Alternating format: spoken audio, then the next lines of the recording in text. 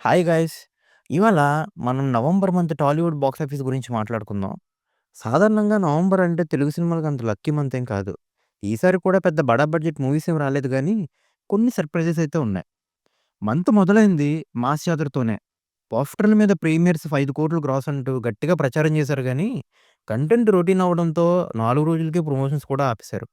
నవంబర్‌లోనే biggest flop అయిపోయింది ఈ cinema.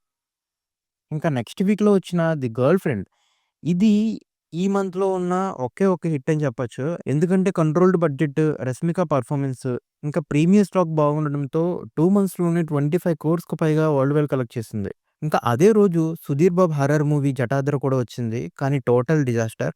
అలాగే ఒక చిన్న comedy movie 'the great pre wedding show' మాత్రం లిమిటెడ్ థియేటర్స్ ఉన్న సర్ప్రైజ్ హిట్ అయితే అయిపోయింది. మధ్యలో 'కాంత', 'జిగ్రీష్', 'గత వైభవం', 'సంతాన ప్రాప్తిరస్తు' ఇంకా 4 చిన్న సినిమాలొచ్చాయి గానీ 4 ఘోరంగా ఫ్లాప్. ముఖ్యంగా 'కాంతా'ని ఆర్టిస్టిక్ సినిమా అంటూ ప్రమోట్ చేశారు. కానీ థియేటర్‌లో అయితే కూలిపోయింది.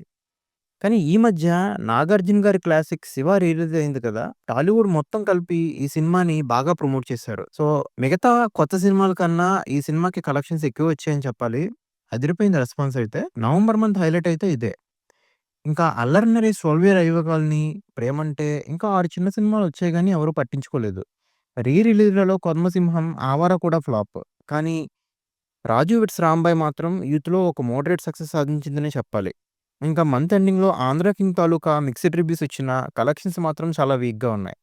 ఇంకా 'కీర్తి సురేష్' 'రివాల్వర్' రీటా కూడా దాదాపు ఎవరు నోటీస్ చేయలేదు. సో, టోటల్‌గా చూసుకుంటే హిట్ కేటగిరీలో 'the girl friend', biggest flop కేటగిరీలో 'మాస్ జాతర', ఇంకా హైలైట్ కేటగిరీలో 'శివ' రీ రిలీజ్ అని చెప్పొచ్చు. అంతే. నవంబర్ అయితే ఇలా సాగిపోయింది. మీకు ఈ నెలలో బాగా నచ్చిన మూవీ ఏంటి?